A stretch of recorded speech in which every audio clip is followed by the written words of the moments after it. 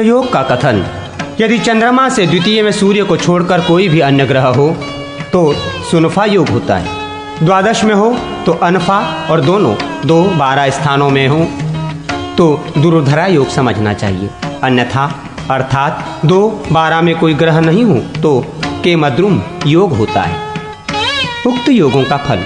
सुनफा योग में जन्म लेने वाला पुरुष अपने भुजबल से उपार्जित धन का भोगी, दाता, धनवान और सुखी होता है। अनफा योग में उत्पन्न मनुष्य रोगहीन, सुशील, विख्यात और सुंदर रूप वाला होता है। दुर्धरा योग में जन्म लेने वाला भोगी, सुखी, धनवान, दाता और विषयों से निष्प्रह होता है तथा केमद्रुम योग में उत्पन्न मनुष्य अत्यंत मलिन, दुखी, नीच और निर्धन होता है। द्विग्रह योग फल। मुने, सूर्य यदि चंद्रमा से युक्त हो तो भांति भांति के यंत्र, मशीन और पत्थर के कार्य में कुशल बनाता है। मंगल से युक्त हो तो वो बालक को नीच कर्म में लगाता है। बुध से युक्त हो तो यशस्वी, कार्यकुशल, विद्वान एवं धनी बनाता है। गुरु से युक्त हो तो दूसरों के कार्य करने वाला।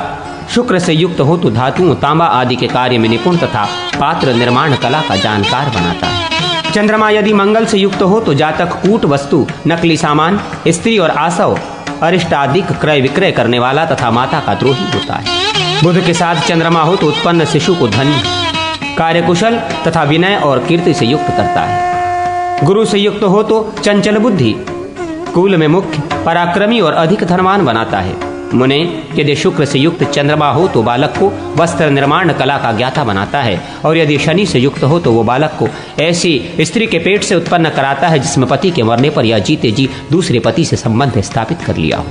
मंगल यदि बुध से युक्त हो तो उत्पन्न हुआ बालक बाहु से युद्ध करने वाला पहलवान होता है। गुरु से युक्त हो तो नगर का मालिक, शुक्र से युक्त हो तो जुआ खेलने वाला तथा गायों को पालने वाला तथा शनि से युक्त हो तो मिथ्यावादी तथा जुआरी होता है। नारद, बुध यदि बृहस्पति से युक्त हो तो उत्पन्न शिशु नृत्य और संगीत का प्रेमी होता है। शुक्र से युक्त हो तो मायावी और शनि से युक्त हो तो उत्पन्न मनुष्य लोभी और क्रूर होता है। गुरु यदि शुक्र से युक्त हो तो मनुष्य विद्वान, शनि से युक्त हो तो रसोइया अथवा घड़ा बनाने वाला कुम्हार होता है। शुक्र से यदि शनि के साथ हो तो मंद दृष्टि वाला तथा स्त्री के आश्रय से धनोपार्जन करने वाला होता है। प्रवज्या योग। यदि जन्म समय में 4 या 4 से अधिक ग्रह एक स्थान में बलवान हो तो मनुष्य ग्रह त्यागी सन्यासी होता है। उन ग्रहों में मंगल, बुध, गुरु, चंद्रमा, शुक्र, शनि और सूर्य बलि हो तो मनुष्य क्रमशः शाक्य, रक्त वस्त्रधारी, बौद्ध, आजीवक, दंडी, भिक्षु, यति, वृद्ध, वृद्ध श्रावक, चरक, चक्रधारी, अर्ही, नग्न और फलाहारी होता है। प्रवज्जाकारक ग्रह यदि अन्य ग्रह से पराजित हो तो मनुष्य उस प्रवज्जा से गिर जाता है। यदि प्रवज्जाकारक ग्रह सूर्य सानिध्यवश अस्त हो तो मनुष्य उसकी दीक्षा नहीं लेता और यदि वो ग्रह बलवान हो तो उसकी प्रवज्जा में प्रीति रहती है। जन्म राशि को यदि अन्य ग्रह नहीं देखता और जन्म राशि यदि शनि को देखता हो अथवा निर्बल जन्म राशि को शनि देखता हो या शनि के दृष्काण अथवा मंगल या शनि के नवमांश में चंद्रमा हो और उस पर शनि की दृष्टि हो तो इन योगों में विरक्त होकर ग्रह त्याग करने वाला पुरुष संन्यास धर्म की दीक्षा लेता है। अश्विनी आदि नक्षत्रों में जन्म का फल। अश्विनी नक्षत्र में जन्म हो तो बालक सुंदर रूप वाला और भूषण प्रिय होता है। भरणी उत्पन्न शिशु सब कार्य में करने में समर्थ और सत्य वक्ता होता है। कृतिका में जन्म लेने वाला अमिताहारी, पर स्त्री में आसक्त, स्थिर बुद्धि और प्रिय वक्ता होता है। रोहिणी में पैदा हुआ मनुष्य धनवान, मृगशिरा में भोगी, आद्रा में हिंसा स्वभाव वाला, शठ और अपराधी, पुनर्वसु में जितेंद्रिय, रोगी और सुशील तथा पुष्य में कवि और सुखी होता है। आश्लेषा नक्षत्र में उत्पन्न मनुष्य धूर्त, शठ, कृतज्ञ, नीच और खान पान का विचार न रखने वाला होता है। मधा में भोगी, धनी तथा देवादि का भक्त होता है। पूर्वा फाल्गुनी में दाता और प्रियवक्ता होता है। उत्तरा फाल्गुनी में धनी और भोगी, हस्त में चोर स्वभाव, धीट और निर्लज तथा चित्रा में नाना प्रकार के वस्त्र धारण करने वाला और सुंदर नेत्रों से युक्त होता है। स्वाति में जन्म लेने वाला मनुष्य धर्मात्मा और दयालु होता है। विशाखा में लोभी, चतुर और क्रोधी, अनुराधा में भ्रमणशील और विदेशवासी, ज्येष्ठा में धर्मात्मा और संतोषी तथा मूल में धनीमानी और सुखी होता है। पूर्वाषाढ़ में मानी, सुखी और हष्ट, उत्तराषाढ़ में विनयी और धर्मात्मा, श्रवण में धनी, सुखी और लोक विख्यात तथा धनिष्ठा में दानी, शूरवीर और धनवान होता है। शतभिषा में शत्रु को जीतने वाला और व्यसन में आसक्त, पूर्व भाद्रपद में स्त्री के वशीभूत और धनवान, उत्तर भाद्रपद में वक्ता सुखी और सुंदर तथा रेवती में जन्म लेने वाला शूरवीर, धनवान और पवित्र हृदय वाला होता है। मेषादि चंद्र राशि में जन्म का फल। मेष राशि में जन्म लेने वाला कामी, शूरवीर और कृतज्ञ, वृष में सुंदर, दानी और क्षमावान, मिथुन में स्त्री भोगासक्त, दूत विद्या को जानने वाला तथा कर्क राशि में स्त्री के वशीभूत और छोटे शरीर वाला होता है। सिंह राशि में स्त्री द्वेषी, क्रोधी, मानी, पराक्रमी, स्थिर बुद्धि और सुखी होता है। कन्या राशि में धर्मात्मा, कोमल शरीर वाला तथा सुबुद्धि होता है। तुला राशि में उत्पन्न पुरुष पंडित, ऊंचे कद वाला और धनवान होता है। वृश्चिक राशि में जन्म लेने वाला रोगी, लोक में पूज्य और शत आघात युक्त होता है। धनु में जन्म लेने वाला कवि, शिल्पज्ञ और धनवान, मकर में कार्य करने वाले में अनुत्साही, व्यर्थ, घूमने वाला और सुंदर नेत्रों से युक्त, कुंभ में परस्त्री और परधन हरण करने का स्वभाव वाला तथा मीन में धनुषदृश्य, कवि और शिल्पज्ञ होता है। यदि चंद्रमा की राशि बली हो तथा राशि का स्वामी और चंद्रमा दोनों बलवान हो तो ऊपर कहे हुए फल पूर्ण रूप से संगठित होते हैं, ऐसा समझना चाहिए। अन्यथा विपरीत फल अर्थात निर्बल हो तो फल का अभाव या बल के अनुसार फल में भी तारतम्य जानना चाहिए। इसी प्रकार अन्य ग्रहों की राशि के अनुसार फल का विचार करना चाहिए। सूर्यादि ग्रह राशि फल। सूर्य यदि मेष राशि में हो तो जातक लोक में विख्यात होता है। वृष में हो तो स्त्री का द्वेषी, मिथुन में हो तो धनवान, कर्क में हो तो उग्र स्वभाव वाला, सिंह में हो तो मूर्ख, कन्या में हो तो कवि, तुला में हो तो कलवार, वृश्चिक में हो तो धनवान, धनु में हो तो लोक पूज्य, मकर में हो तो लोभी, कुंभ में हो तो निर्धन और मीन में हो तो जातक सुख से रहित होता है। मंगल यदि सिंह में हो तो जातक निर्धन, कर्क में हो तो धनवान, स्वराशि मेष वृश्चिक में हो तो भ्रमणशील, बुध राशि कन्या मिथुन में हो तो कृतज्ञ, गुरु राशि धनु मीन में हो तो विख्यात, शुक्र राशि वृष तुला में हो तो परिस्त्री में आसक्त, मकर में हो तो बहुत पुत्र धनवाला तथा कुंभ में हो तो दुखी, दुष्ट और मिथ्या स्वभाव वाला होता है। बुध यदि सूर्य की राशि सिंह में हो तो स्त्री का द्वेषी, चंद्र राशि कर्क में हो तो अपने परिजनों का द्वेषी, मंगल की राशि मेष वृश्चिक में हो तो निर्धन और सत्वहीन, अपनी राशि मिथुन कन्या में हो तो बुद्धिमान और धनवान, गुरु की राशि धनु मीन में हो तो मान और धन से युक्त, शुक्र की राशि वृष तुला में हो तो पुत्र और स्त्री से संपन्न तथा शनि की राशि मकर कुंभ में हो तो ऋणी होता है। गुरु यदि सिंह में हो तो सेनापति, कर्क में हो तो स्त्री पुत्रादि से युक्त एवं धनी, मंगल की राशि मेष वृश्चिक में हो तो धनी और क्षमाशील, बुध की राशि मिथुन कन्या में हो तो वस्त्रादि विभव से युक्त, अपनी राशि धनुमीन में हो तो मंडल जिला का मालिक, शुक्र की राशि वृष तुला में हो तो धनी और सुखी तथा शनि की राशि मकर कुंभ में हो तो मकर में ऋणवान और कुंभ में धनवान होता है। शुक्र सिंह में हो तो जातक स्त्री द्वारा धन लाभ करने वाला, कर्क में हो तो घमंड और शोक से युक्त, मंगल की राशि मेष वृश्चिक में हो तो बंधुओं से द्वेष रखने वाला, बुध की राशि मिथुन कर्क में हो तो धनी और पाप स्वभाव, गुरु की राशि धनु मीन में हो तो धनी और पंडित, अपनी राशि वृष तुला में हो तो धनवान और क्षमावान तथा शनि की राशि मकर कुंभ में हो तो स्त्री से पराजित होता है। शनि यदि सिंह में हो तो पुत्र और धन से रहित, कर्क में हो तो धन और संतान से हीन, मंगल की राशि मेष वृश्चिक में हो तो निर्बुद्धि और मित्रहीन, बुध की राशि मिथुन कन्या में हो तो प्रधान रक्षक, गुरु की राशि धनु मीन में हो तो सुपुत्र, उत्तम स्त्री और धन से युक्त, शुक्र की राशि वृष तुला में हो तो राजा और अपनी राशि मकर कुंभ में हो तो जातक पर दृष्टि का फल होता है। मेष स्थित चंद्रमा पर मंगल आदि ग्रहों की दृष्टि हो तो जातक क्रम से राजा, पंडित, गुणवान और चोर स्वभाव तथा निर्धन होता है। वृषस्थ चंद्रमा पर मंगल आदि ग्रहों की दृष्टि हो तो क्रम से निर्धन, चोर स्वभाव, राजा, पंडित तथा प्रेष्य भृत्य होता है। मिथुन राशि में स्थित चंद्रमा पर मंगल आदि ग्रहों की दृष्टि हो तो मनुष्य क्रमशः धातुओं से आजीविका करने वाला राजा, पंडित, निर्भय, वस्त्र बनाने वाला तथा धनहीन होता है। अपनी राशि कर्क में स्थित चंद्रमा पर यदि मंगलादि ग्रहों की दृष्टि हो तो जन्म लेने वाला शिशु क्रमशः योद्धा, कवि, पंडित, धनी, धातु से जीविका करने वाला तथा नेत्र रोगी होता है। सिंह राशिस्थ चंद्रमा पर यदि बुधादि ग्रहों की दृष्टि हो तो मनुष्य क्रमशः ज्योतिषी, धनवान, लोक में पूज्य, नाई, राजा तथा नरेश होता है। कन्या राशि स्थित चंद्रमा पर बुध आदि ग्रहों की दृष्टि हो तो शुभ ग्रहों बुध, गुरु, शुक्र की दृष्टि होने पर जातक क्रमशः राजा, सेनापति एवं निपुण होता है और अशुभ शनि, मंगल, रवि की दृष्टि होने पर स्त्री के आश्रय से जीविका करने वाला है। तुला राशिस्थ चंद्रमा पर यदि बुध आदि बुध, गुरु, शुक्र की दृष्टि हो तो उत्पन्न बालक क्रम से भूपति, सोनार और व्यापारी होता है तथा शेष ग्रह शनि, रवि और मंगल की दृष्टि होने पर वो हिंसा के स्वभाव वाला होता है। वृश्चिक। राशिस्थ चंद्रमा पर बुध आदि ग्रहों की दृष्टि होने पर क्रम से जातक 2 संतान का पिता, मृदु स्वभाव, वस्त्रादि की रंगाई करने वाला, अंगहीन, निर्धन और भूमिपति होता है। धन राशिस्थ चंद्रमा पर बुध आदि शुभ ग्रहों की दृष्टि हो तो उत्पन्न बालक क्रमशः अपने कुल, पृथ्वी तथा जन समूह का पालक होता है। शेष ग्रहों शनि, रवि तथा मंगल की दृष्टि हो तो जातक दंभी और शठ होता है।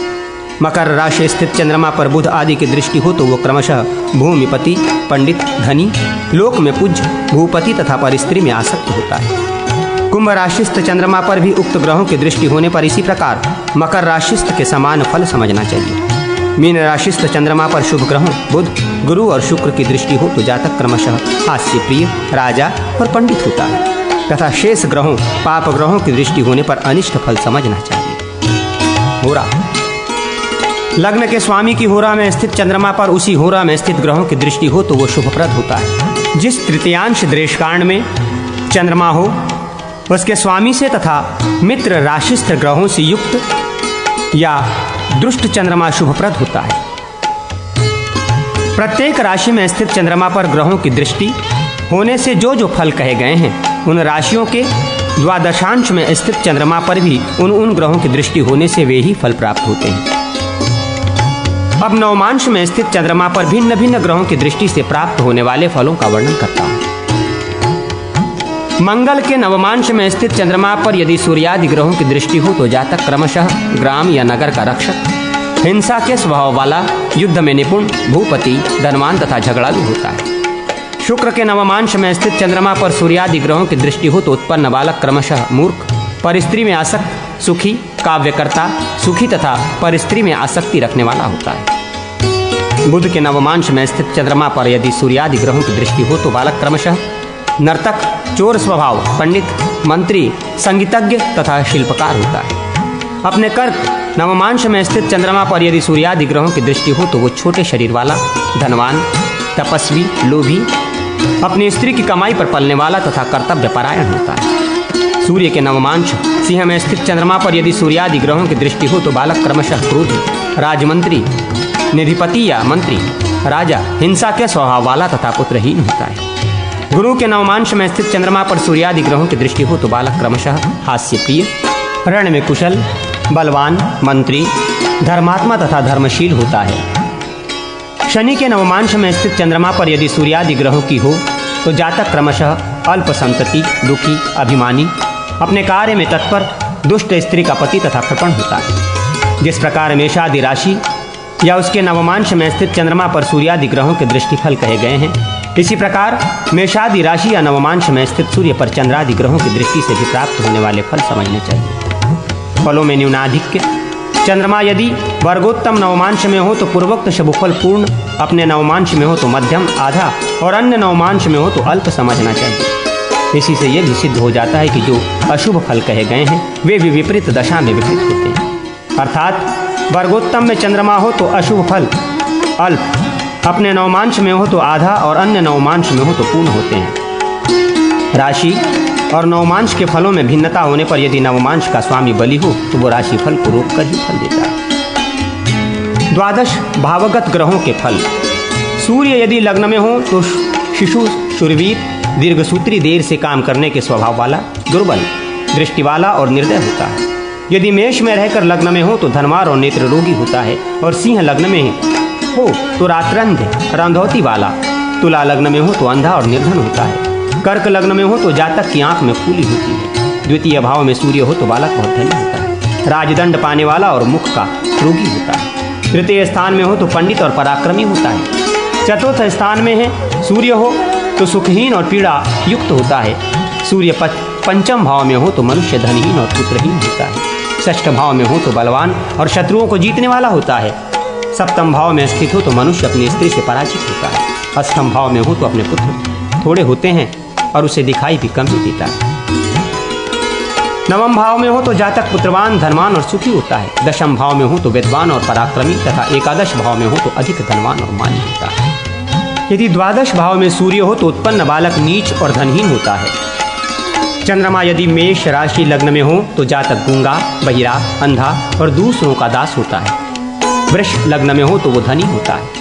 द्वितीय भाव में हो तो विद्वान और धनवान, तृतीय भाव में हो तो हिंसा के स्वभाव वाला, चतुर्थ स्थान में हो तो उस भाव के लिए कहे हुए फलों सुख ग्रहादि से सुसंपन्न, पंचम भाव में हो तो कन्या रूप संतान वाला और आलसी होता है, छठे भाव में हो तो बालक मंदाग्नि का रोगी होता है, उसे अभिष्ट भोग बहुत कम मिलते हैं तथा वो उग्र स्वभाव का होता है, सप्तम भाव में हो तो जातक ईर्ष्यावान और अत्यंत कामी होता है, अष्टम भाव में हो तो रोग से पीड़ित, नवम भाव में हो तो मित्र और धन से युक्त, दशम भाव में हो तो धर्मात्मा बुद्धिमान और धनवान होता है, एकादश भाव में हो तो उत्पन्न शिशु विख्यात बुद्धिमान और धनवान होता है तथा द्वादश भाव में हो तो जातक क्षुद्र और अंगहीन होता है। मंगल के लग्न में हो तो उत्पन्न शिशु क्षत शरीर वाला, द्वितीय भाव में हो तो वो कदन्न भोजी तथा नवम भाव में हो तो पाप स्वभाव वाला होता है। इनसे भिन्न 3, 4, 5, 6, 7, 8, 10, 11,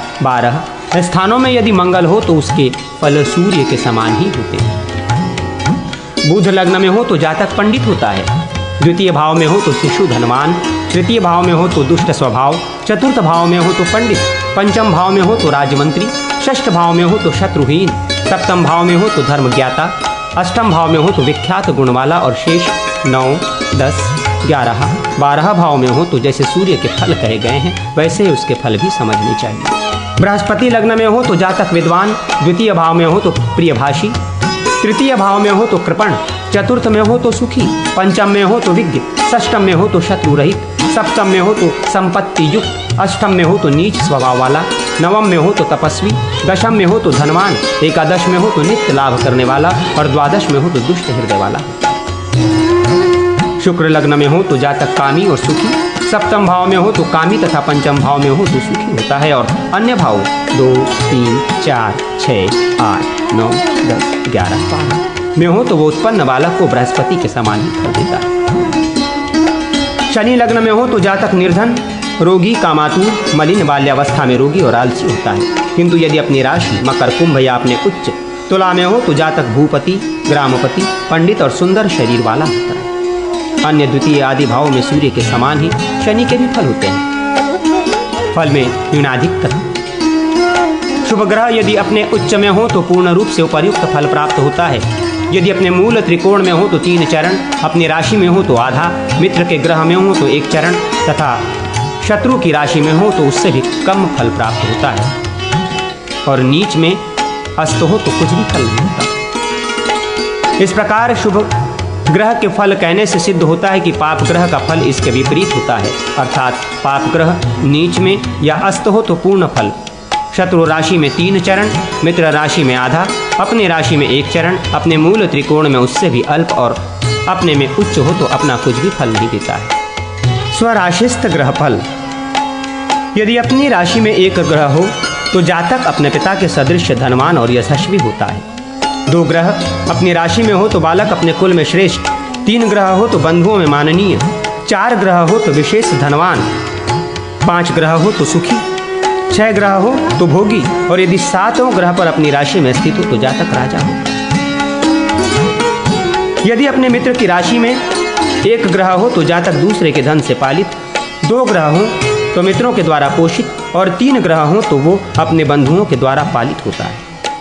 यदि 4 ग्रह मित्र राशि में हो तो बालक अपने बाहुबल से जीवन निर्वाह करता है, 5 ग्रह हो तो बहुत लोगों का पालन करने वाला होता है, 6 ग्रह हो तो सेनापति और 7वां ग्रह मित्र राशि में हो तो जातक राजा। पाप ग्रह यदि विषम राशि और सूर्य की होरा राशार्ध में हो तो जातक लोक में विख्यात महान उद्योगी, अत्यंत तेजस्वी, बुद्धिमान, धनवान और बलवान होता है तथा शुभ ग्रह यदि समराशि और चंद्रमा की होरा में हो तो जातक कांतिमान, मृदु, कोमल शरीर वाला, भाग्यवान, भोगी और बुद्धिमान होता है। यदि पाप ग्रह समराशि और सूर्य की होरा में हो तो पूर्वोक्त फल मध्यम आधा होता है एवं शुभ यदि विषम राशि और सूर्य की होरा में हो तो ऊपर कहे हुए फल नहीं प्राप्त होते। चंद्रमा यदि अपने या अपने मित्र के द्वेषकांड में हो तो जातक सुंदर स्वरूप वाला और गुणवान होता है, अन्य द्वेषकांड में हो तो उस द्वेषकांड की राशि और द्वेषकांड पति के सदृश ही फल प्राप्त होता है। सारांश यह है कि उस द्वेषकांड का स्वामी यदि चंद्रमा का मित्र हो तो 3 चरण फल मिलता है, सम हो तो 2 चरण आधा फल मिलता है तथा शत्रु हो तो 1 चरण फल मिलता है। यदि सर्वदृष्कांड, शस्त्र दृष्कांड, चतुष्पद दृष्कांड और पक्षी दृष्कांड में चंद्रमा हो तो जातक क्रमशः उग्र स्वभाव, हिंसा के स्वभाव वाला, गुरु की शैया पर बैठने वाला और भ्रमणशील होता है। लग्न और नवमांश राशि फल। लग्न में मेष का नवमांश हो तो जातक चोर स्वभाव, वृष नवमांश हो तो भोगी, मिथुन नवमांश हो तो धनी, कर्क नवमांश हो तो बुद्धिमान, सिंह नवमांश हो तो राजा, कन्या नवमांश हो तो नपुंसक, तुला नवमांश हो तो शत्रु को जीतने वाला, वृश्चिक नवमांश हो तो बेगारी करने वाला, धनु का नवमांश हो तो दासकर्म करने वाला, मकर नवमांश हो तो पाप स्वभाव वाला, कुंभ नवमांश हो तो हिंसा के स्वभाव वाला और मीन नवमांश लग्न में हो तो बुद्धिहीन होता है। किंतु यदि वर्गोत्तम नवमांश अर्थात जो राशि हो उसी का नवमांश भी हो तो वो जातक इन चोर स्वभाव आदि सब का शासक होता है। जैसे मेष नवमांश में उत्पन्न मनुष्य चोर स्वभाव होता है, किंतु यदि मेष राशि में मेष का नवमांश हो तो वो चोर स्वभाव वालों का शासक होता है इत्यादि। इसी प्रकार मेषादि राशियों के द्वादशांश में मेषादि राशियों के समान फल प्राप्त होते हैं। मंगल आदि ग्रहों के त्रिशशांश फल। मंगल अपने त्रिशशांश में हो तो जातक स्त्री, बल, आभूषण तथा परिजनादि से संपन्न, साहसी और तेजस्वी होता है। शनि अपने त्रिशशांश में हो तो रोगी, स्त्री के प्रति कुटिल, पर स्त्री में आसक्त, दुखी, वस्त्रादि आवश्यक सामग्री से संपन्न किंतु मलिन होता है। गुरु अपने त्रिशशांश में हो तो जातक सुखी, बुद्धिमान, धनी, कीर्तिमान, तेजस्वी, लोक में मान्य, रोगहीन, उद्यमी और भोगी होता है। बुध अपने त्रिशशांश में हो तो मनुष्य मेधावी, कलाकुशल, काव्य और शिल्प विद्या का ज्ञाता, विवादी, कपटी, शास्त्र तत्वज्ञ तथा साहसी होता है। शुक्र अपने त्रिशशांश में हो तो जातक अधिक संतान, सुख, आरोग्य, सौंदर्य और धन से युक्त, मनोहर शरीर वाला और अजितेंद्रिय होता है। सूर्य चंद्र फल। मंगल के त्रिशशांश में सूर्य हो तो जातक शूरवीर, चंद्रमा हो तो दीर्घ सूत्री, बुध के तीर्थशांश में सूर्य हो तो जातक कुटिल और चंद्रमा हो तो हिंसा के स्वभाव वाला होता है। गुरु के त्रिशशांश में रवि हो तो गुणी और चंद्रमा हो तो भी गुणी होता है। शुक्र के त्रिशशांश में सूर्य हो तो बालक सुखी और चंद्रमा हो तो विद्वान होता है। शनि के त्रिशशांश में रवि हो तो सुंदर शरीर वाला तथा चंद्रमा को सर्वजन। अपने अपने मूल त्रिकोण, स्वराशि तथा स्वोच्च में स्थित ग्रह यदि केंद्र में हो तो वे सब परस्पर कारक शुभ फलदायक होते हैं। उनमें दशम स्थान में रहने वाला सबसे बढ़कर कारक होता है। शुभ जन्म लक्षण। लग्न या चंद्रमा वर्गोत्तम नवमांश में हो या वेशी, सूर्य से द्वितीय स्थान में शुभ ग्रह हो अथवा केंद्रों में कारक ग्रह हो तो जन्म शुभप्रद होता है, अर्थात इस स्थिति में जन्म लेने वाला बालक सुखी और यशस्वी होता है। गुरु, जन्म राशि और जन्म लग्नेश ये सभी या इनसे एक भी केंद्र में हो तो जीवन के मध्य भाग में सुखप्रद होते हैं तथा पृष्ठोदय राशि में रहने वाला ग्रह वयस के अंत में, द्विस्वभाव राशिस्थ ग्रह वयस के मध्य में और शीर्षोदय राशिस्थ ग्रह पूर्व वयस में अपने अपने फल देते हैं। ग्रह गोचर फल समय। सूर्य और मंगल ये दोनों राशि में प्रवेश करते ही अपने राशि संबंधी गोचर फल देते हैं। शुक्र और बृहस्पति राशि के मध्य में जाने पर और चंद्रमा तथा शनि ये दोनों राशि के अंतिम तृतीयांश में पहुंचने पर अपने शुभ या अशुभ गोचर फल देते हैं तथा बुध सर्वदा आदि मध्य अंत में अपने शुभाशुभ फल को देता है। शुभाशुभ योग। लग्न या चंद्रमा से पंचम और सप्तम भाव शुभ ग्रह और अपने स्वामी से युक्त या दृष्ट हो तो जातक को उन दोनों पुत्र और स्त्री का सुख सुलभ होता है, अन्यथा नहीं। तथा कन्या लग्न में रवि और मीन लग्न में शनि हो तो ये दोनों स्त्री का नाश करने वाले होते हैं। इसी प्रकार पंचम भाव मेष वृश्चिक के अतिरिक्त राशि में मंगल हो तो पुत्र का नाश करने वाला होता है। यदि शुक्र से केंद्र 1, 4, 7, 10 में पाप ग्रह हो अथवा 2 पाप ग्रहों के बीच में शुक्र हो, उन पर शुभ ग्रह का योग या दृष्टि नहीं हो तो उस जातक के स्त्री का मरण अग्नि से या गिरने से होता है। लग्न से 12, 6 भाव में चंद्रमा और सूर्य हो तो वो स्त्री सहित एक नेत्र वाले काण पुरुष को जन्म देता है, ऐसा मुनियों ने कहा है। लग्न से सप्तम या नवम, पंचम में शुक्र और सूर्य दोनों हो तो उस जातक की स्त्री विकल्प अंगहीना होती है। शनि लग्न में और शुक्र सप्तम भाव में राशि संधि कर्क वृश्चिक मीन के अंतिमांश में हो तो वो जातक वंध्या स्त्री का पति होता है। यदि पंचम भाव शुभ ग्रह से युक्त या दृष्ट न हो, लग्न से 12 7 में और लग्न में यदि पाप ग्रह हो तथा पंचम भाव में क्षीण चंद्रमा स्थित हो तो वो पुरुष पुत्र और स्त्री से रहित होता है। शनि के वर्ग राशि नवांश में शुक्र सप्तम भाव में हो और शनि से दृष्ट हो तो वो जातक पर स्त्री में आसक्त होता है। यदि वे दोनों शनि और शुक्र चंद्रमा के साथ हों तो वो स्वयं पर स्त्री में आसक्त और उसकी पत्नी पर पुरुष में आसक्त होती है। शुक्र और चंद्रमा दोनों सप्तम भाव में हो तो जातक स्त्रीहीन अथवा पुत्रहीन होता है। पुरुष और स्त्री ग्रह सप्तम भाव में हो और उन पर शुभ ग्रहों की दृष्टि हो तो पति पत्नी दोनों परिणतांग परमायुदार्यक भोग कर वृद्धावस्था तक जीने वाले होते हैं। दशम सप्तम और चतुर्थ भाव में क्रमशः चंद्रमा शुक्र और पाप ग्रह हो तो जातक वंश का नाशक होता है, अर्थात उसका वंश नष्ट हो जाता है। बुध जिस देशकांड में हो उस पर यदि केंद्र स्थित शनि की दृष्टि हो तो जातक शिल्प कला में कुशल होता है। शुक्र यदि शनि के नवमांश में होकर द्वादश भाव में स्थित हो तो जातक दासी का पुत्र होता है। सूर्य और चंद्रमा दोनों सप्तम भाव में रहकर शनि से दृष्ट हो तो जातक नीच स्वभाव वाला होता है। शुक्र और मंगल दोनों सप्तम भाव में स्थित हो और उन पर पाप ग्रह की दृष्टि हो तो जातक वात रोगी होता है।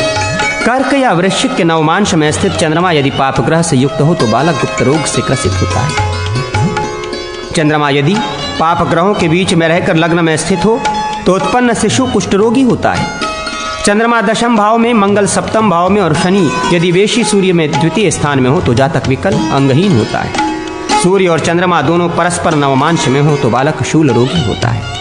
यदि दोनों किसी एक ही स्थान में हो तो कृश क्षीण शरीर वाला होता है। यदि सूर्य चंद्रमा मंगल और शनि ये चारों क्रमशः 8 6 2 12 भाव में स्थित हों तो इनमें जो बली हो उस ग्रह के दोष कफ पित्त और वात संबंधी विकार से जातक नेत्रहीन होता है। यदि 9 11 3 5 इन भावों में पाप ग्रह हो तथा उन पर शुभ ग्रह की दृष्टि नहीं हो तो वे उत्पन्न शिशु के लिए कर्ण रोग उत्पन्न करने वाले होते हैं। सप्तम भाव में स्थित पाप ग्रह यदि शुभ ग्रह से दृष्ट न हो तो वे दंत रोग उत्पन्न करते हैं। लग्न में गुरु और सप्तम भाव में शनि हो तो जातक वात रोग से पीड़ित होता है। 4 या 7 भाव में मंगल और लग्न में बृहस्पति हो अथवा शनि लग्न में और मंगल 9 5 7 भाव में हो अथवा बुध सहित चंद्रमा 12वां भाव में हो तो जातक उन्माद रोग से पीड़ित होता है। यदि 5 9 2 और 12 भाव में पाप ग्रह हो तो उस जातक को बंधन प्राप्त होता है, उसे जेल का कष्ट भोगना पड़ता है। लग्न में जैसी राशि हो उसके अनुकूल ही बंधन समझना चाहिए। जैसे चतुष्पद राशि लग्न हो तो रस्सी से बंधकर, द्विपद राशि लग्न हो तो बेड़ी से बंधकर तथा जलचर राशि लग्न हो तो बिना बंधन के ही वो जेल में रहता है। यदि सर्प श्रृंखला पाश संज्ञक द्रेशकांड लग्न में हो तथा उन पर बलि पाप ग्रह की दृष्टि हो तो भी पूर्वोक्त प्रकार से बंधन प्राप्त होता है। मंडल परिवेश युक्त चंद्रमा यदि शनि से युक्त और मंगल से देखा जाता हो तो जातक मृगी रोग से पीड़ित, अप्रिय भाषी और क्षय रोग से युक्त होता है। मंडल परिवेश युक्त चंद्रमा यदि दशम भाव स्थित सूर्य शनि और मंगल से दृष्ट हो तो जातक भृत्य दूसरे का नौकर होता है। उनमें भी एक से दृष्ट हो तो श्रेष्ठ, 2 से दृष्ट हो तो मध्यम से और 3 से दृष्ट हो तो अधम भृत्य होता है। स्त्री जातक की विशेषता।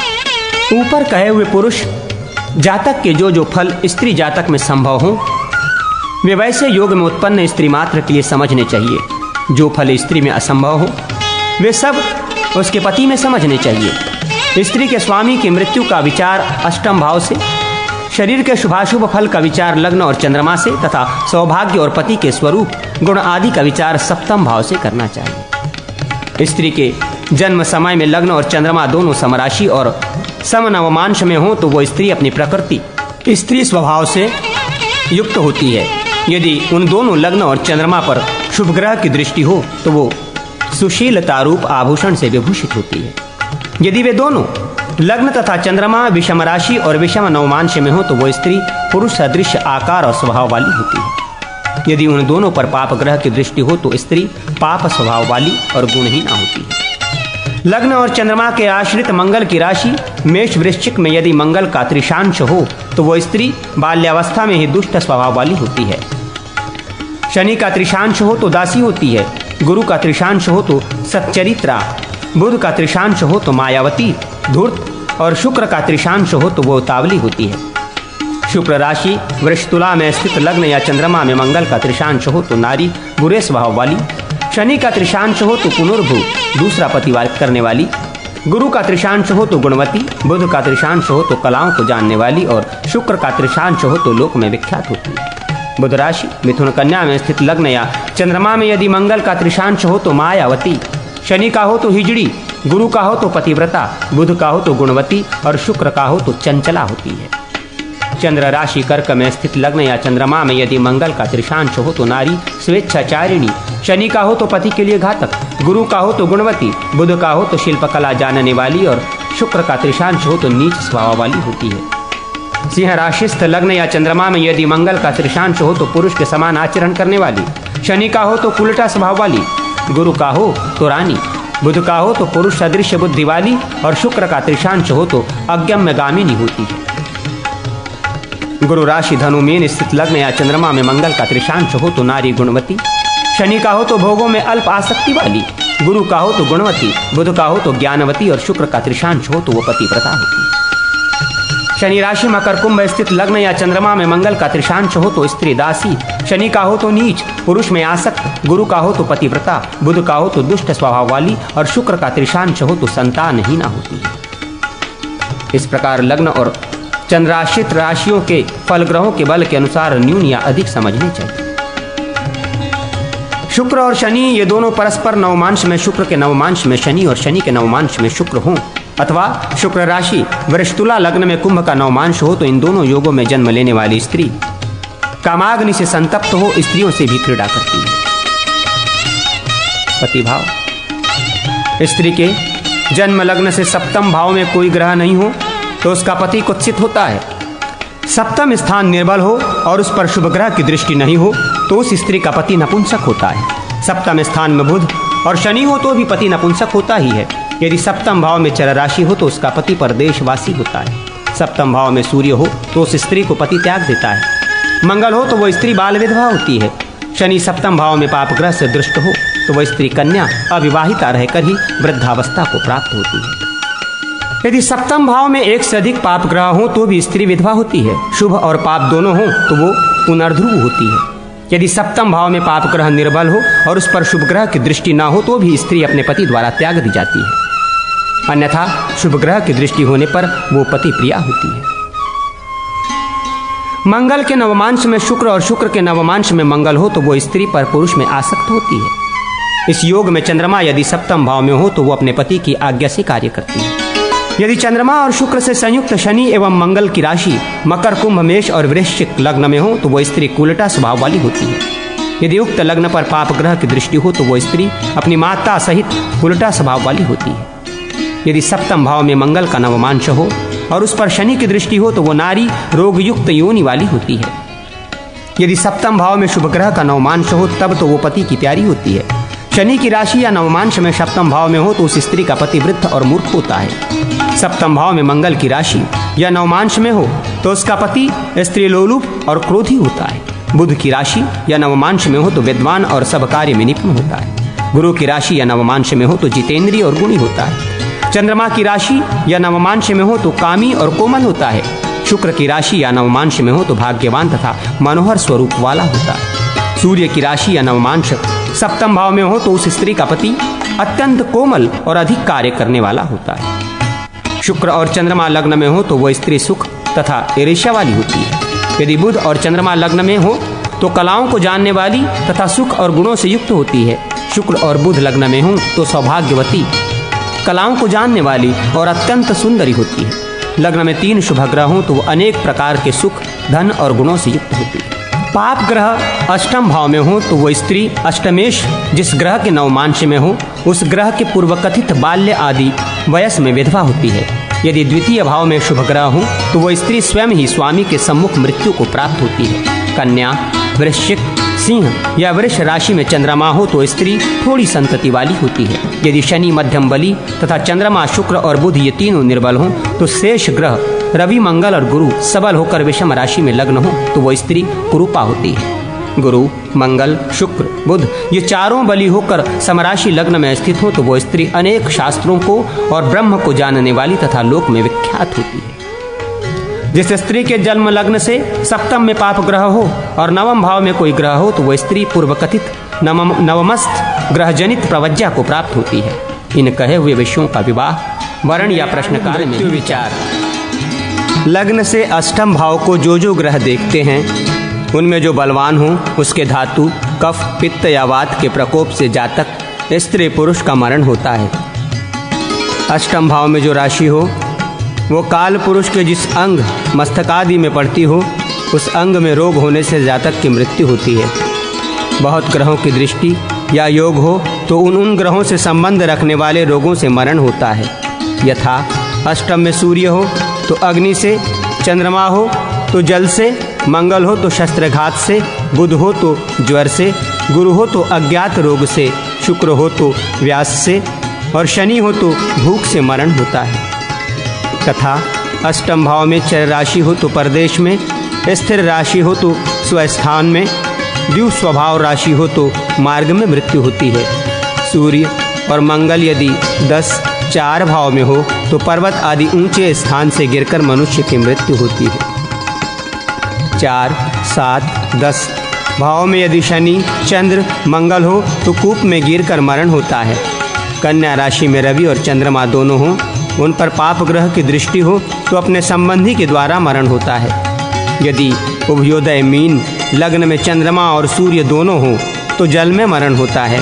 यदि मंगल की राशि में स्थित चंद्रमा 2 पाप ग्रहों के बीच में हो तो शस्त्र या अग्नि से मृत्यु होती है। मकर में चंद्रमा और कर्क में शनि हो तो जलोदर से मृत्यु होती है। कन्या राशि में स्थित चंद्रमा 2 पाप ग्रहों के बीच में हो तो रक्त शोष रोग से मृत्यु होती है। यदि 2 पाप ग्रहों के बीच में स्थित चंद्रमा शनि की राशि मकर और कुंभ में हो तो रज्जु, रस्सी, अग्नि अथवा ऊंचे स्थान से गिरकर मृत्यु होती है। 5, 9 भावों में पाप ग्रह हों और उन पर शुभ ग्रह की दृष्टि न हो तो बंधन से मृत्यु होती है। अष्टम भाव में पाश, सर्प या निगड़ देश प्राण हो तो भी बंधन से ही मृत्यु होती है। पाप ग्रह के साथ बैठा हुआ चंद्रमा यदि कन्या राशि में होकर सप्तम भाव में स्थित हो तथा मेष में शुक्र और लग्न में सूर्य हो तो अपने घर में स्त्री के निमित्त से मरण होता है। चतुर्थ भाव में मंगल या सूर्य हो, दशम भाव में शनि हो और लग्न 5, 9 भाव में पाप ग्रह सहित चंद्रमा हो अथवा चतुर्थ भाव में सूर्य और दश में मंगल रहकर क्षीण चंद्रमा से दृष्ट हो तो इन योगों में काष्ठ से आहत होकर मनुष्य की मृत्यु होती है। यदि 8, 10 लग्न तथा 4 भाव में क्षीण चंद्रमा, मंगल, शनि और सूर्य हो तो लाठी के प्रहार से मृत्यु होती है। यदि वे ही क्षीण चंद्रमा, मंगल, शनि तथा सूर्य 10, 9 लग्न और 5 भाव में हो तो मृदुर आदि के आघात से मृत्यु होती है। यदि 4, 7, 10 भाव में क्रमशः मंगल, शनि और रवि हो तो शस्त्र, अग्नि तथा राजा के द्वारा मृत्यु होती है। यदि शनि, चंद्रमा और मंगल के ये 2, 4, 10 भाव में हो तो कीड़ों के शत से शरीर का पतन, मरण होता है। यदि दशम भाव में सूर्य और चतुर्थ भाव में मंगल हो तो सवारी पर से गिरने के कारण मृत्यु होती है। यदि क्षीण चंद्रमा के साथ मंगल सप्तम भाव में हो तो यंत्र, मशीन के आघात से मृत्यु होती है। यदि मंगल, शनि और चंद्रमा ये तुला, मेष तथा शनि की राशि मकर, कुंभ में हो अथवा क्षीण चंद्रमा, सूर्य और मंगल ये 10, 7, 4 भाव में स्थित हो तो विष्टा के समीप मृत्यु होती है। क्षीण चंद्रमा पर मंगल की दृष्टि हो और शनि सप्तम भाव में हो तो गुहा, बवासीर आदि रोग या कीड़ा, शस्त्र, अग्नि अथवा काष्ठ के आघात से मरण होता है। मंगल सहित सूर्य सप्तम भाव में, शनि अष्टम में और क्षीण चंद्रमा चतुर्थ भाव में हो तो पक्षी द्वारा मृत्यु होती है। यदि लग्न 5, 8, 9 भाव में सूर्य, मंगल और शनि और चंद्रमा हो तो पर्वत शिखर से गिरने के कारण अथवा वज्रपात से या दीवार से गिरने के कारण मृत्यु होती है। लग्न से 22वां देश कारण अथवा अष्टम भाव का देश प्राण जो हो उसका स्वामी अथवा अष्टम भाव का स्वामी, ये दोनों इनमें से जो बली हो वो अपने गुणों से पूर्वोक्त अग्निशस्त्रादि द्वारा मनुष्य के द्वारा मरण कारक होता है। लग्न में जो नवमांश होता है अथवा स्वामी जो ग्रह हो उसके समान स्थान अर्थात वो जिस राशि में हो उस राशि का जैसा स्थान बताया गया है वैसे स्थान तथा उस पर जिस ग्रह का योग अथवा दृष्टि हो उसके समान स्थान में परदेश में मनुष्य का मरण होता है। तथा लग्न में जितने अंश अनुदित भोग्य हों, उन अंशों में जितने समय हों, उतने समय तक मरण काल में मोह होता है। यदि उस पर अपने स्वामी की दृष्टि हो तो उससे द्विगुणित अथवा शुभ ग्रह की दृष्टि हो तो उससे त्रिगुणित समय पर्यंत मोह होता है। इस विषय की अन्य बातें अपनी बुद्धि से विचार कर समझनी चाहिए। शव परिणाम। अष्टम भाव में जिस प्रकार का देशक्राण हो उसके अनुसार देहधारी की मृत्यु उसके शव के परिणाम पर विचार करना चाहिए। यथा अग्नि पाप ग्रह का देशक्राण हो जो मृत्यु के बाद शव जलाकर भस्म किया जाता है। जल सौम्य देशक्राण हो तो जल में फेंका जाने पर वो वहीं गल जाता है। यदि सौम्य देशक्राण पाप ग्रह से युक्त या पाप देशक्राण शुभ ग्रह से युक्त हो तो मुर्दा न जलाया जाता है, न जल में गलाया जाता है, अपितु सूर्य किरण अथवा हवा से सूख जाता है। यदि सर्प देशक्राण अष्टम भाव में हो तो उस मुर्दे को गीदड़ और कौवे आदि नोच कर खाते हैं। पूर्व जन्म स्थिति। सूर्य और चंद्रमा में जो अधिक बलवान हो वो जिस देशक्राण में स्थित हो उस देशक्राण के स्वामी के अनुसार पूर्व जन्म की स्थिति समझी जाती है। यथा उक्त देशक्राण का स्वामी गुरु हो तो जातक पूर्व जन्म में देवलोक में, चंद्रमा या शुक्र देशक्राण का स्वामी हो वो पितृलोक में, सूर्य या मंगल देशक्राण का स्वामी हो तो वो जातक पहले जन्म में भी मत्स्यलोक में ही था, और शनि या बुध हो तो वो पहले नरकलोक में था। ऐसा समझना चाहिए। यदि उक्त देशक्राण का स्वामी अपने उच्च में हो तो जातक पूर्व जन्म में देवादि लोक में श्रेष्ठ था। यदि उच्च और नीच के मध्य में हो तो उस लोक में उसकी मध्यम स्थिति थी, और यदि अपने नीच में हो तो वो उस लोक में निम्न कोटि की अवस्था में था। ऐसा उच्च और नीच स्थान के तारतम्य से समझना चाहिए। गति भावी जन्म की स्थिति। षष्ठ और अष्टम भाव के देशक्राणों के स्वामी में से जो अधिक बली हो मरने के बाद जातक उसी ग्रह के पूर्वदर्शित लोक में जाता है, तथा सप्तम स्थान में स्थित ग्रह बली हो तो वो अपने लोक में ले जाता है। मोक्ष योग। यदि बृहस्पति अपने उच्च में होकर 6, 1, 4, 7, 8, 10 अथवा 12 में शुभ ग्रह के नवमांश में हो और अन्य ग्रह निर्बल हों तो मरण होने पर मनुष्य का मोक्ष होता है। ये योग जन्म और मरण दोनों कालों से देखना चाहिए। अज्ञात जन्म समय को जानने का प्रकार। जिस व्यक्ति के आधान या जन्म का समय अज्ञात हो उसके प्रश्न लग्न से जन्म समय समझना चाहिए। प्रश्न लग्न के पूर्वार्ध 15 अंश तक, उसमें उत्तरायण और उत्तरार्ध 15 अंश के बाद और दक्षिणायन जन्म का समय समझना चाहिए। त्रंश देशकांड द्वारा क्रमशः लग्न 5, 9 राशि में गुरु समझकर फिर प्रश्नकर्ता के वयस्क के अनुसार वर्षमान की कल्पना करना चाहिए। लग्न में सूर्य हो तो ग्रीष्म ऋतु, अन्यथा अन्य ग्रहों के ऋतु का वर्णन पहले किया जा चुका है। अयन और ऋतु में भिन्नता हो तो चंद्रमा और बुध और गुरु की ऋतुओं के स्थान में क्रम से शुक्र, मंगल, शनि की ऋतु परिवर्तित करके समझना चाहिए, और ऋतु सर्वथा सूर्य की राशि से ही, सौर मास से ही ग्रहण करना चाहिए। इस प्रकार अयन और ऋतु के ज्ञान होने पर लग्न के देशकांड में पूर्वार्ध हो तो ऋतु का प्रथम मास, उत्तरार्ध हो तो द्वितीय मास समझना चाहिए, तथा देशकांड के पूर्वार्ध या उत्तरार्ध के भुक्तांशों से अनुपात द्वारा तिथि, सूर्य के गत अंशादि का ज्ञान करना चाहिए। दिन रात्रि जन्म ज्ञान। प्रश्न लग्न में दिन संज्ञक, रात्रि संज्ञक राशियां हों तो विलोम क्रम से दिन संज्ञक राशि में रात्रि और रात्रि संज्ञक राशि में दिन जन्म का समय समझना चाहिए, और लग्न के अंशादि से अनुमात द्वारा इष्ट घट्यादि को समझना चाहिए। जन्म लग्न ज्ञान। केवल जन्म लग्न जानने के लिए प्रश्नकर्ता प्रश्न करे तो लग्न से 1, 5, 9 में जो राशि बली हो वही उसका जन्म लग्न समझना चाहिए, अथवा वो जिस अंग का स्पर्श करते हुए प्रश्न करे उस अंग की राशि को ही जन्म लग्न कहना चाहिए। जन्म राशि ज्ञान। जन्म राशि ज्ञान जानने के लिए प्रश्न करें तो प्रश्न लग्न से जितने आगे चंद्रमा हो, चंद्रमा से उतने ही आगे जो राशि हो पूछने वाले की जन्म राशि समझनी चाहिए। प्रकारांत से अज्ञात जन्म कालादि का ज्ञान।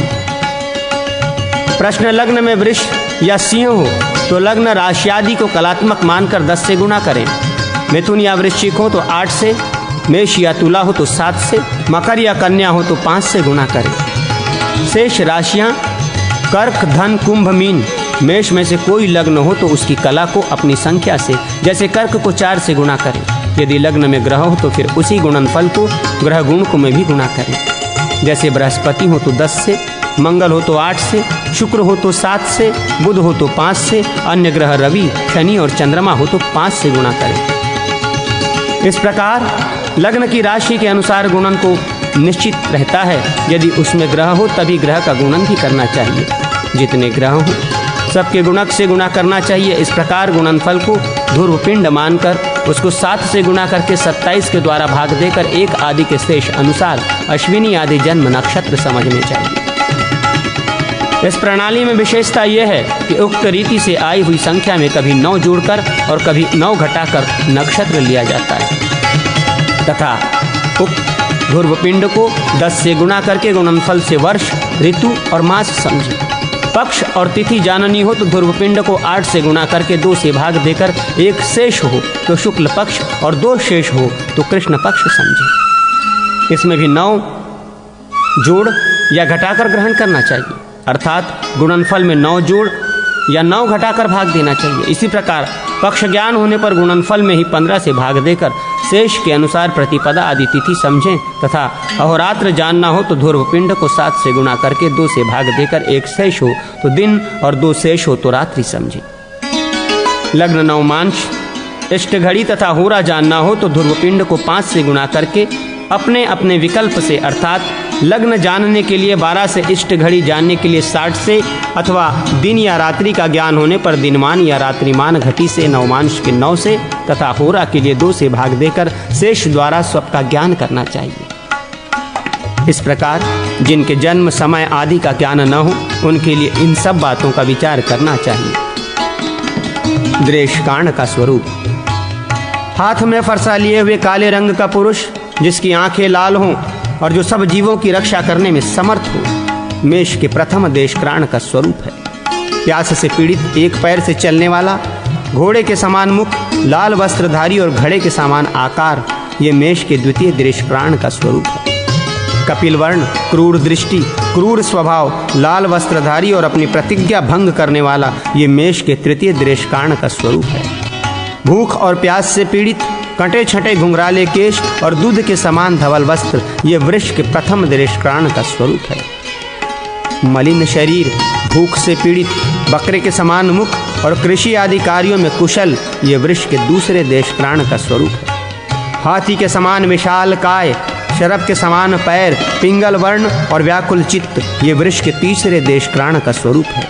सुई से सीने परोने का काम करने वाली रूपवती, सुशीला तथा संतानहीना नारी, जिसके हाथ को ऊपर रखा रखा है, मिथुन का प्रथम देशक्राण है। कवच और धनुष धारण किए हुए उपवन में क्रीड़ा करने की इच्छा से उपस्थित गरुड़ सदृश मुख वाला पुरुष, मिथुन का दूसरा देशक्राण है। नृत्य आदि की कला में प्रवीण, वरुण के समान रत्नों के अनंत भंडार से भरा पूरा धनुर्धर वीर पुरुष, मिथुन का तीसरा देशक्राण है। गणेश जी के समान कंठ, शूकर के सदृश मुख, शरभ के से पैर और वन में रहने वाला, ये कर्क के प्रथम देशक्राण का रूप है। सिर पर सर्प धारण किए, पलाश की शाखा पकड़कर रोती हुई कर्कशा स्त्री, ये कर्क के दूसरे देशक्राण का स्वरूप है। चिपटा मुख, सर्प से वेष्टित, स्त्री की खोज में नौका पर बैठकर जल में यात्रा करने वाला पुरुष, ये कर्क के तीसरे देशक्राण का स्वरूप है। सेमल के वृक्ष के नीचे गीदड़ और गिद्ध को लेकर लोता हुआ कुत्ते जैसा मनुष्य, ये सिंह के प्रथम देशक्राण का स्वरूप है। धनुष, कृष्ण मृग चर्म धारण किए, सिंह सदृश पराक्रमी तथा घोड़े के समान आकृति वाला मनुष्य, ये सिंह के दूसरे देशक्राण का स्वरूप है। फल और भोज्य पदार्थ रखने वाला, लंबी दाढ़ी से सुशोभित, भालू जैसा मुख और वानरों से चपल स्वभाव वाला मनुष्य, सिंह के तृतीय देशक्राण का स्वरूप है। फूल से भरे कलश वाली, विद्याभिलाषिणी, मलिन वस्त्र धारिणी कुमारी कन्या, ये कन्या राशि के प्रथम देशक्राण का स्वरूप है। हाथ में धनुष, आय व्यय का हिसाब रखने वाला, श्याम वर्ण शरीर, लेखन कार्य में चतुर तथा रोमे से भरा मनुष्य, ये कन्या राशि के दूसरे देशक्राण का स्वरूप है। गोरे अंगों पर धुले हुए स्वच्छ वस्त्र, ऊंचा कद, हाथ में कलश लेकर देव मंदिर की ओर जाती हुई स्त्री, ये कन्या राशि के तीसरे देशक्राण का परिचय है। हाथ में तराजू, और बटखरे लिए बाजार में वस्तुएं तौलने वाला तथा बर्तन भांडों की कीमत पूतने वाला पुरुष तुला राशि का प्रथम देशक्राण है। हाथ में कलश लिए भूख प्यास से व्याकुल तथा गिद्ध के समान मुख वाला पुरुष जो स्त्री पुत्र के साथ विचरता है, तुला का दूसरा देशक्राण है। हाथ में धनुष लिए हरिण का पीछा करने वाला किन्नर समान चेष्टा वाला सुवर्ण कवचधारी पुरुष तुला का तृतीय देशक्राण है। एक नारी जिसके पैर नाना प्रकार के सर्प लिपटे होने से श्वेत दिखाई देते हैं, समुद्र से किनारे की ओर जा रही है, यही वृश्चिक के समान देशक्राण का स्वरूप है। जिसके सब अंग सर्पों से ढके हैं और आकृति कछुए के समान है तथा जो स्वामी के लिए सुख की इच्छा करने वाली है, ऐसी स्त्री वृश्चिक का दूसरा देशक्राण है। मलयगिरी का निवासी सिंह मुखाकृति कछुए जैसी है, कुत्ते शूकर और हरिण आदि को डरा रहा है, वही वृश्चिक का तीसरा देशक्राण है। मनुष्य के समान मुख, घोड़े जैसा शरीर, हाथ में धनुष लेकर तपस्वी और यज्ञों की रक्षा करने वाला पुरुष धनु राशि का देशक्राण है। चंपा पुरुष के समान कांति वाली, आसन पर बैठी हुई, समुद्र के रत्नों को बढ़ाने वाली मझोले कद की स्त्री धनु का दूसरा देशक्राण है। दाढ़ी मुछ बढ़ाए आसन पर बैठा हुआ चंपा पुष्प के सदृश कांतिमान दंड पट्ट वस्त्र और मृग चर्म धारण करने वाला पुरुष धनु का तीसरा देशक्राण है। मगर के समान दांत, रोए से भरा शरीर तथा सुअर जैसी आकृति वाला पुरुष मकर का प्रथम देशक्राण है। कमल दल के समान नेत्र वाली आभूषण प्रिया श्यामा स्त्री मकर का दूसरा देशक्राण है। हाथ में धनुष, कंबल, कलश और कवच धारण करने वाला किन्नर के समान पुरुष मकर का तीसरा देशक्राण है। गिद्ध के समान मुख, तेल, घी और मधु पीने की इच्छा वाला कंबलधारी पुरुष कुंभ का प्रथम देशक्राण है। हाथ में लोहा, शरीर में आभूषण तथा मस्तक पर भाण, बर्तन लिए मलिन वस्त्र पहनकर जली गाड़ी पर बैठी हुई स्त्री कुंभ का दूसरा देशक्राण है।